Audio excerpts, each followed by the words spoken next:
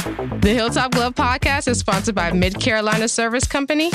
Mid-Carolina Service Company is the first name to search for your residential or commercial HVAC needs in Lexington and surrounding areas. Just go holler at Jason and Clint. They'll hook you up on the air conditioners, on the restaurant equipment, refrigerators, refrigeration, ice machine repair. They've been doing this for years. I know them cats forever.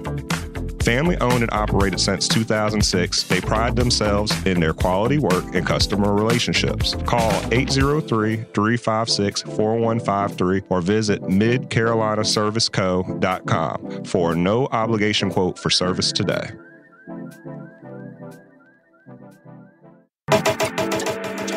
The Hilltop Glove Podcast is sponsored by True Brilliance Entertainment. True Brilliance is a production, promotions, and management company dedicated to connecting artists and producers across the Carolinas to music industry professionals. Several of their clients have placements both domestic and internationally as a result of their services.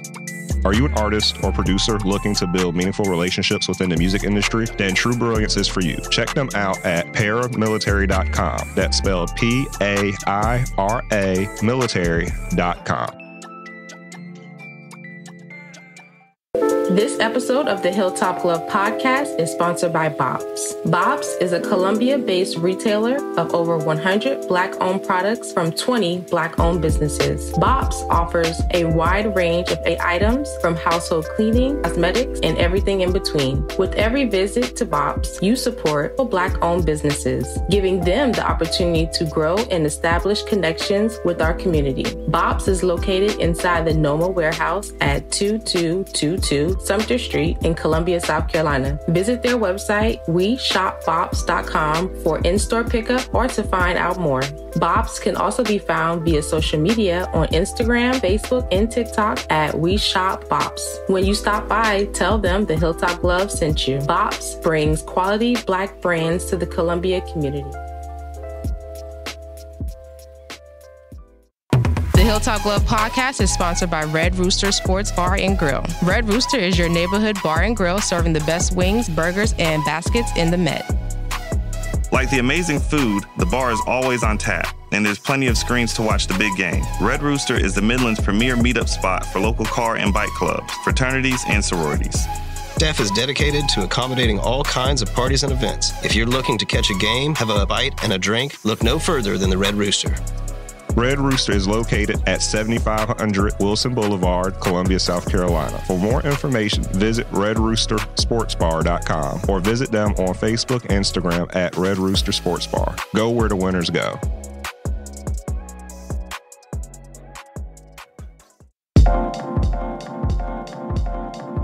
Welcome to the Hilltop Glove Podcast. Welcome to the Hilltop Glove Podcast. Welcome to the Hilltop Glove Podcast. Welcome to the Hilltop Glove Podcast.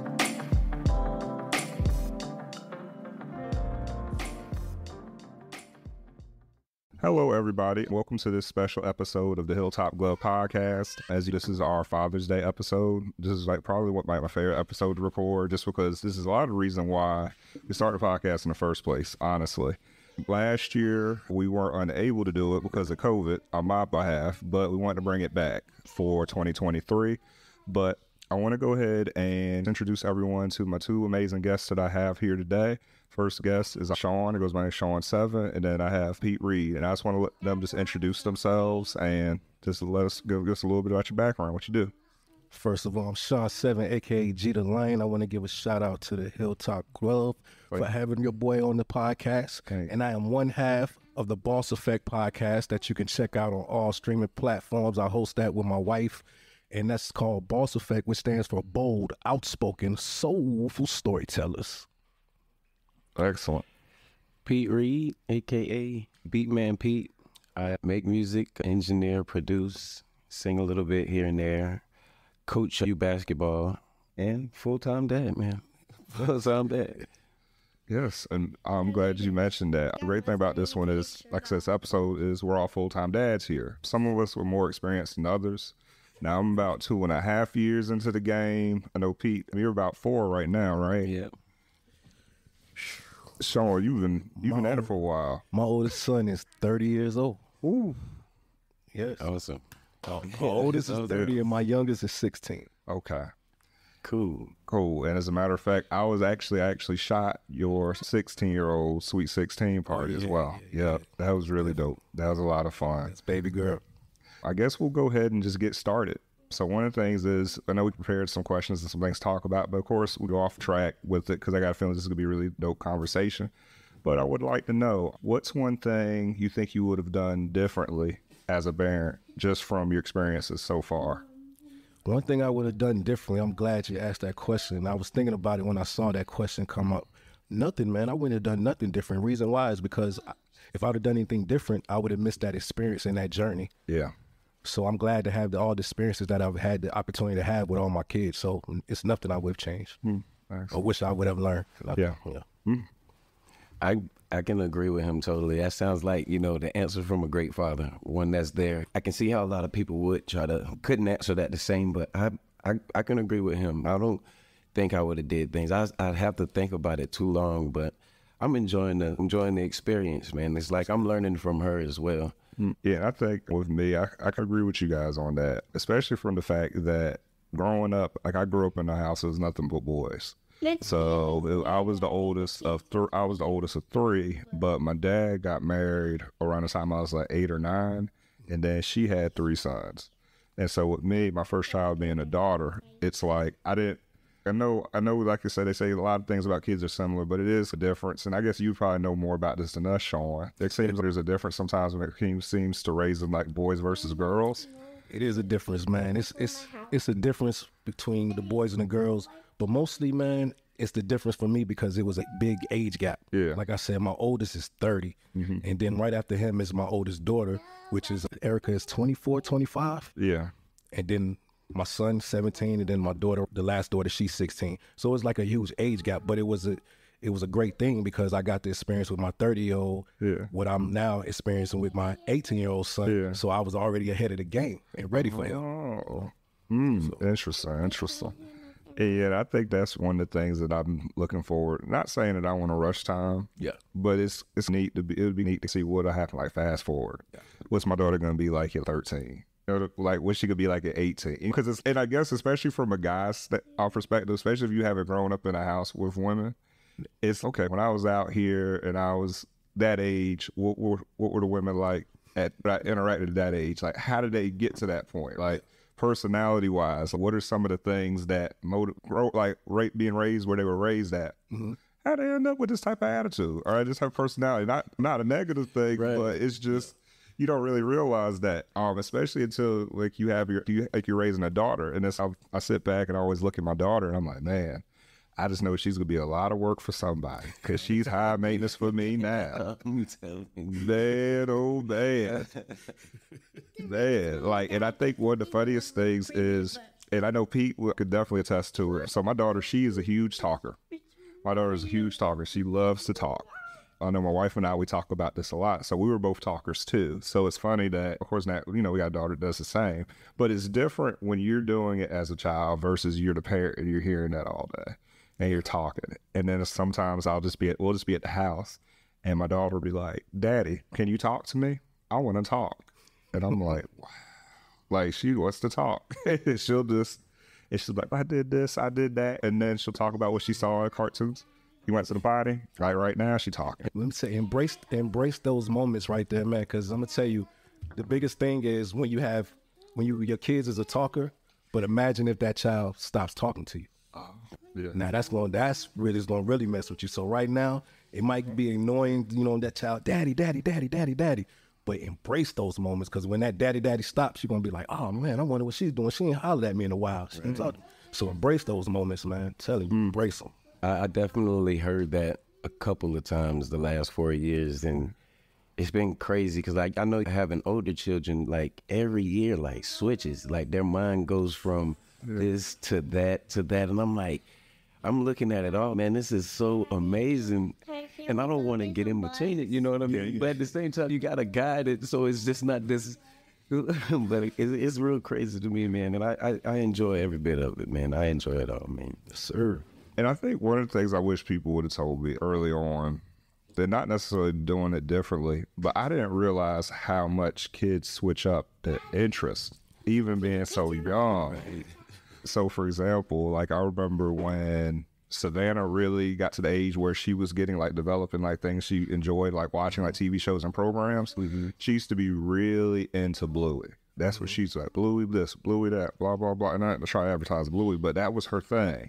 Yeah. And then as a couple weeks later, like she didn't want nothing to do with Bluey. She was on to the next thing. Cool. And I think at the time, the next thing was like Bat Wheels. So she was on Bat Wheels. After that, it was Superman. Then all of a sudden she was watching Pinkalicious or something. But it was just all over the place. And you talking to other parents and it's like, they'll tell you like, oh yeah, they do that. I'm like, I wish I would have told us this because you be investing all this stuff and buying this gear. I was about to say that. It's about the buying for me. I'll be buying things. Daddy, I don't like this anymore. I like this. Thank you. After I just spent this money on this right here. Thank you very much. That's loud. Man, the beautiful thing about the children though, man, they show you what we're missing as an adult. And what I mean by that is the imagination. Right. Kids have big imaginations. And when we lose that as adult, we start focusing on the bills, on love and all this and our family life and this and this and this that we forget. Our imagination, man. Our imagination growing up was huge and big, and we was ready to do so much beautiful things. Yeah. As kids' imagination, they minds is less runs wild. So it's on us to just sit back and just watch it, man. It's beautiful, man. It's a beautiful thing to watch. Just don't let them cut it off, man. That's the thing we got to show them. Don't never cut that imagination off, man, because that's what's going to take you far.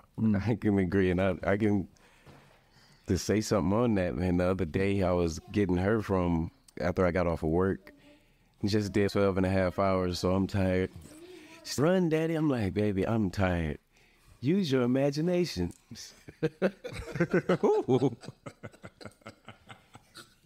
How do you answer that? So I'm running now. So now I'm running. I'm like, goodness gracious, I can't let her down because then she won't be able to believe in her imagination. Okay, we're running. That part. I think the biggest thing for me, especially when it comes to imagination, is they expect you to be at that same level. And to think about to really be engaged with them, especially in the way to where they're going to remember and enjoy it, you got to play into it. And that's what I'm learning. So especially like with that role play, this morning, Savannah came into the kitchen. And when she came into the kitchen, she had a doll baby with her, so we named her doll babies. So every like doll baby she got, we did names. So they'll be like, so one of them name is Cornwallis, the other doll baby named Bunny, other just random names like Keisha, just random stuff. It's just like whatever the doll baby looks like, that's what we name them. Naomi, just random names.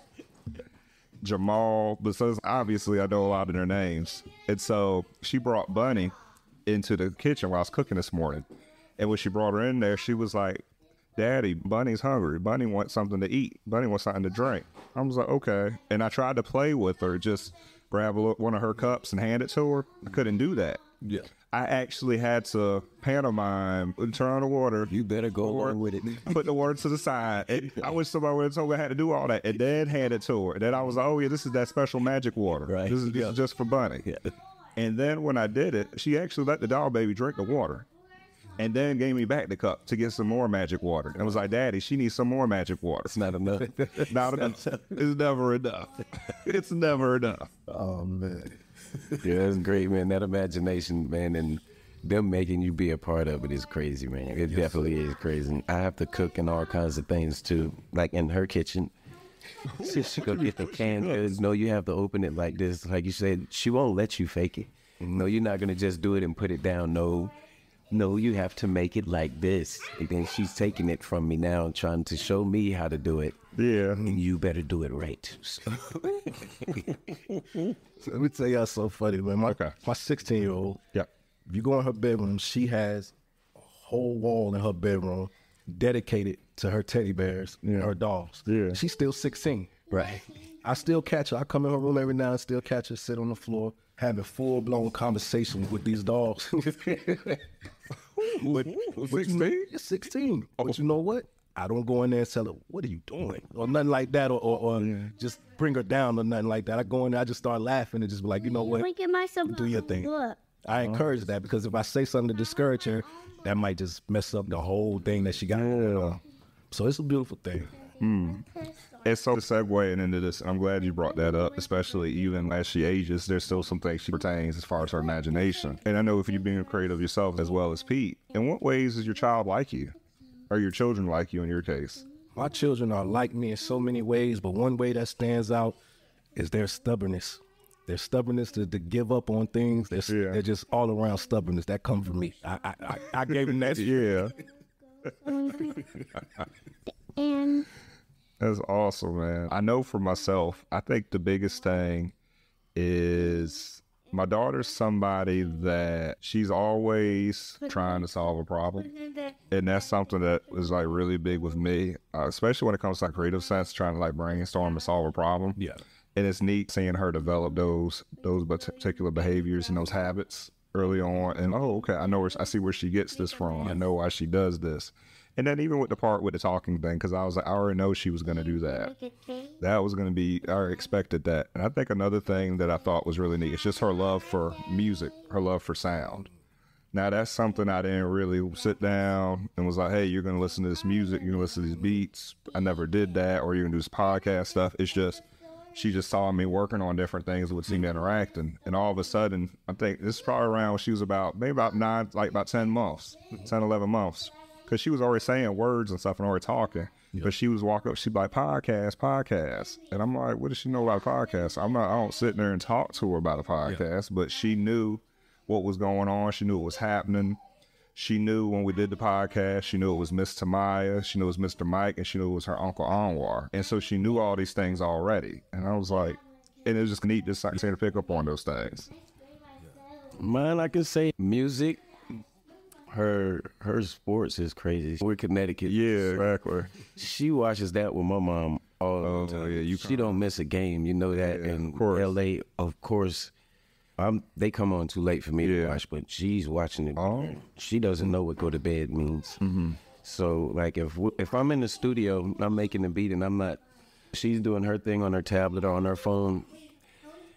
No, Daddy, it's my turn now. Yeah. The album I got coming out in June, she's on the actual verse. Oh, word. Yeah. Awesome. Yeah. And that was the session where I was doing it, and she completely stopped me. It's my turn, Daddy. I was like, okay, let me save it. No. She started playing, just adding on to that. I was like, oh, so that's what you mean. She does that, and at basketball practice we leave now, she knows when to tell them to run. Oh, yeah. So she coached too? Yes. Oh, so little dog Neely. Oh, man. Goodness gracious. She will get on them in a minute. You need to run. He's not trying. He's not. So quest the heart and everything. She's gonna do it. She's gonna do it, man. Otherwise, she talks a lot more to me, so that's her mom. She really, like that. Sports and the music. Yeah. I can see that with her. I can see that with her. That, you know what, I'm piggyback off of what you guys said. That goes along with it. Kids are a product of their environment. Yeah. And I say that because my son, my 18-year-old son, he'll be 18 next month. This joker, man, when he was a baby, newborn baby, I stayed home from work for a while my wife, because she was military. This portion of the podcast is brought to you by Lynx Recording Studio. Lynx is a premier audio and video recording studio in the greater Charleston area with 4 completely different booths, multiple peripherals, and 4 producers. They have the ability to service all facets of audio and video creativity. If you need to record a song, a podcast, create a demo, or even take headshots and complete drops for Hollywood film, they've done it. Call them at 843-879-9386 or find them online at lynxrecordingstudios.com. That's Lynx, Lynx, recordingstudios.com. So I stayed home from work for a while, and I was going to the studio, so I would have to take him with me. And I would take my son to the studio. So he, as a baby, he was already experienced a studio life. And then as a baby, when I'm home with him, I would sit and write music with him in my lap, listen to beats, and he would fall. That's how we fall asleep. Like he would cry, be crying and crying as soon as I turn that beat on. Pass right out, go straight to sleep. So now he plays 2 different instruments. Yeah. He sings, and he could come up with a song off the top of his head just like that.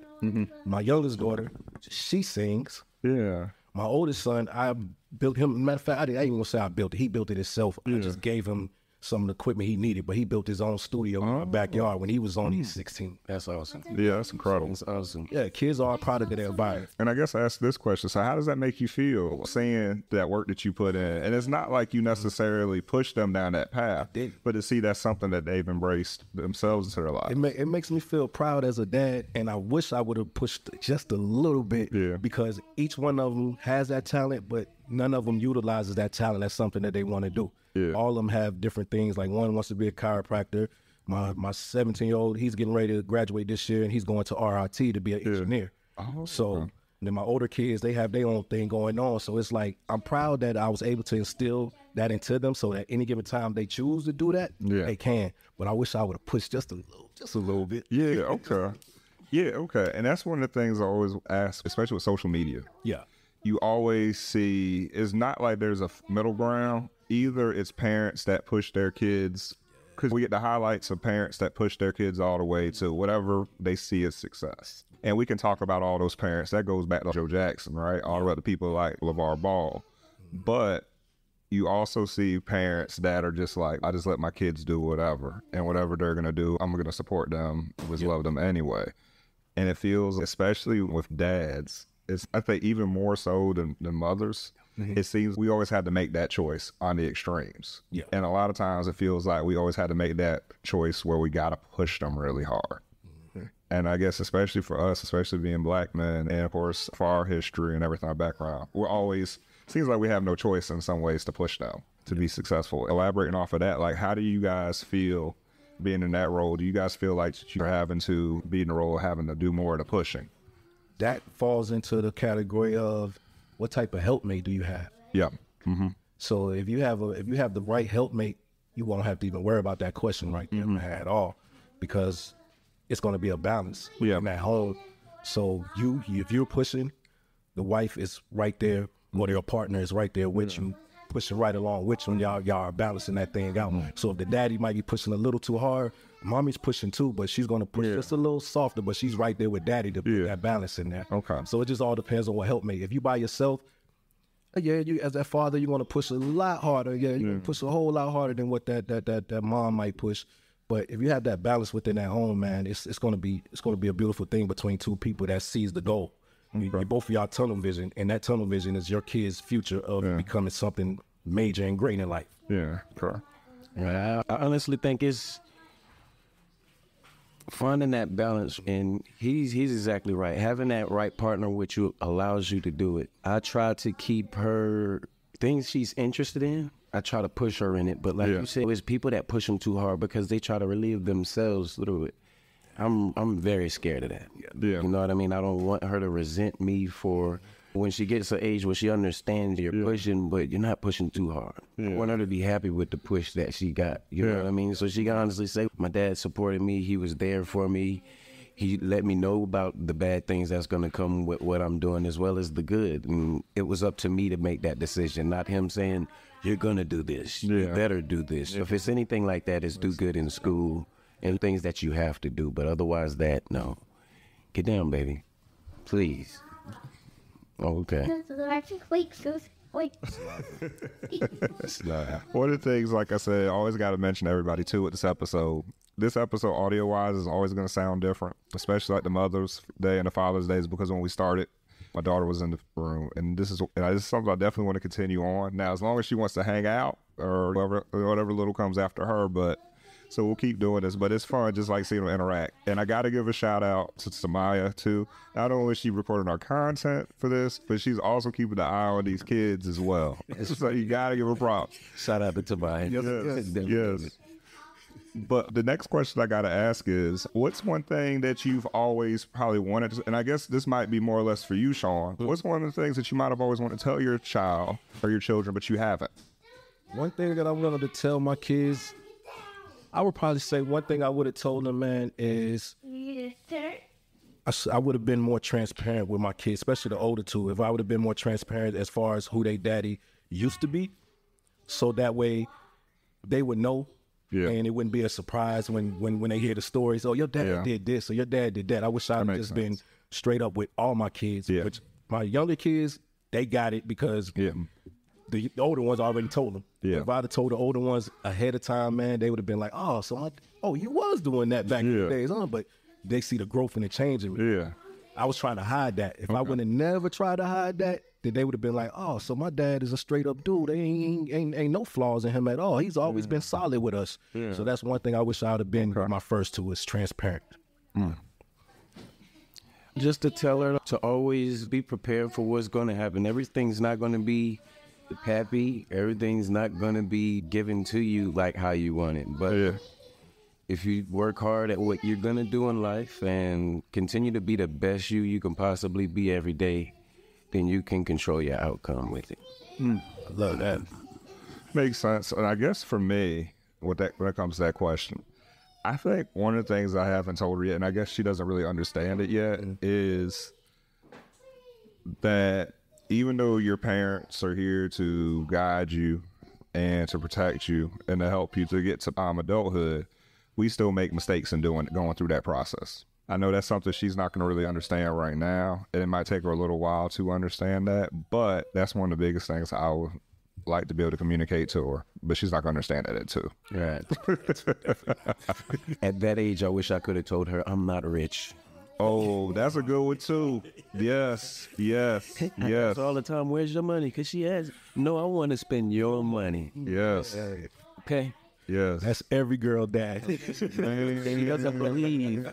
You tell me all the time you're at work, so you got money. I don't care. It doesn't stop, man. It does. Even when they get married, they sell, man. It just gets more expensive. Just more expensive.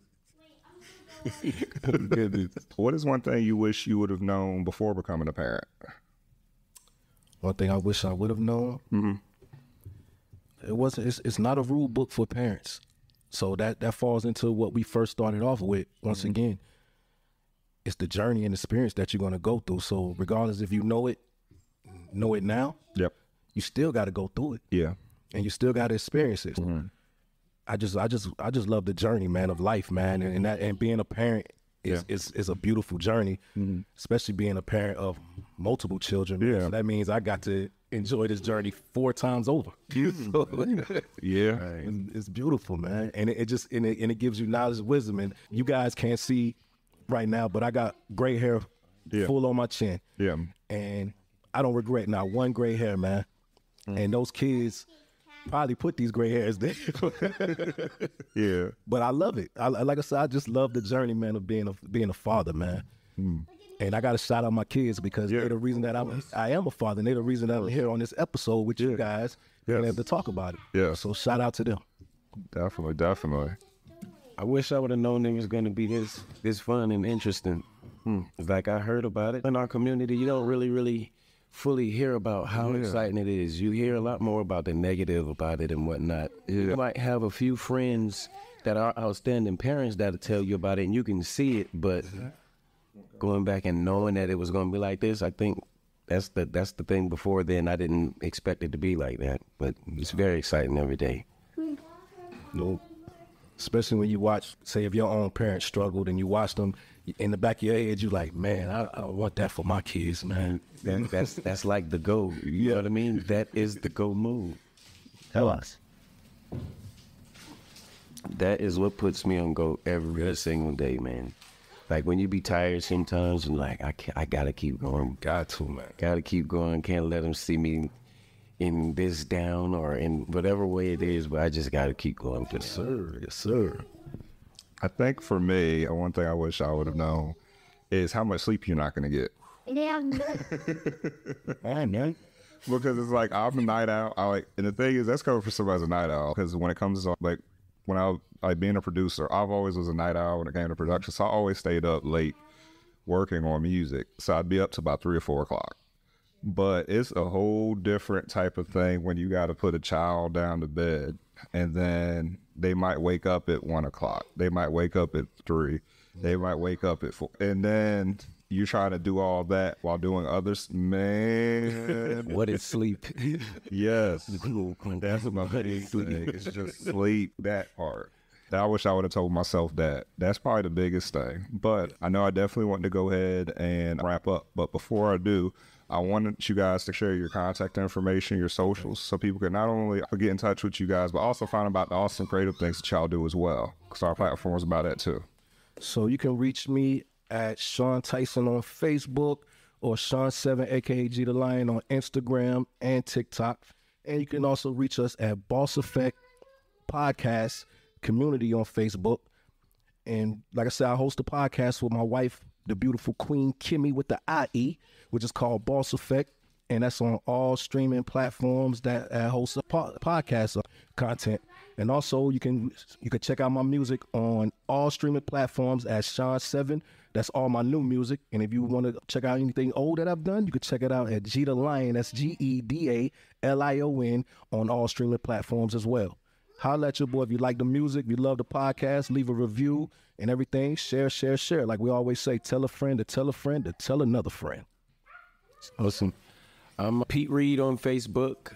You can check out some of my music, Beatman Pete, on all streaming platforms, as well as I have my website with music as well. That's beatmanpete.com. You don't even have to put the www in there. I'm on Instagram at beatmanpete.com, as well as BeatStars as Beatman Pete. So basically, you can just type all those in on every platform, and he'll pop up somewhere out of there, man. Appreciate it. And like I said, man, it was just an honor being able to speak with both of you brothers today. I know with Pete, man, this has been about, this conversation has been 2 years coming. Right? We were supposed to have this conversation last year. Then other things we worked on were really huge.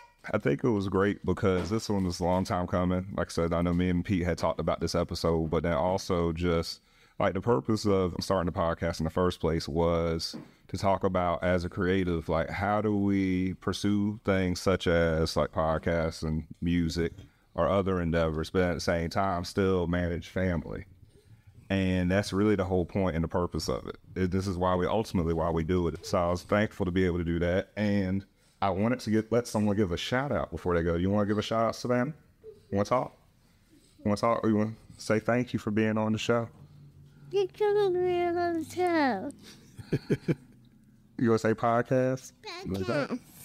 She always want to say that on the show. You want to talk on the mic? Want to let the kids talk on the mic real quick? Say something, Kaylee? You want to say something, Kaylee? Because they've been hearing y'all the whole time in the background. Say shout out to the podcast. I didn't want to say that. Okay, what are you going to say? You want to say podcast? I don't remember. Say Hilltop? I don't know. I don't know me to remember. You don't need to remember? Yeah, I don't know how to remember. So you just scared because you're on the spot? Yes. But with that said, one of the things I definitely want to do is shout out this amazing book that Sean and his wife, Queen Kimmy, put together. And it's called 10K in 10 Days, The Game. And basically what the book is about, it's about conversations that they've had on their podcast with individuals such as myself and others. And there's a game that they play where we actually quizzed on how we can make 10K in 10 days. And they give you limited resources to do it. Yes. The awesome thing about that is I actually ended up being in the book. Sean actually used my techniques and actually got paid for using the techniques, which I thought was incredible. That is awesome, man. I definitely got to check that book out, man. That's right now, man. It's the number one new release book right now. And congratulations on that, man. Yep. We say this. But it's more shout out to Kevin, man, because it's all about the authors that was in the book. Me and my wife, we're not even in there. Just our pictures on the back cover of the book. But other than that, we focused on all the people that came on our podcast and gave great answers. And like he said, I utilized what he said in the book, and I made 5K in 3 days. Yep. That's awesome. So shout out to Kevin for that great advice and ideas. Yeah, check it out. The book is on Amazon. You can get a paperback copy or you can get a Kindle copy. And after this episode, we'll actually post some links for how you can purchase it as well. Okay. But other than that, man, fellas, I think this was an amazing conversation. It was beautiful just being able to talk to both of you guys on this amazing Sunday afternoon. And like I said, this episode will be dropping, of course, on Father's Day. Why wouldn't it? So, one quick question. You doing an audio book for it? Yes. That's awesome. I'm going to do the audio book.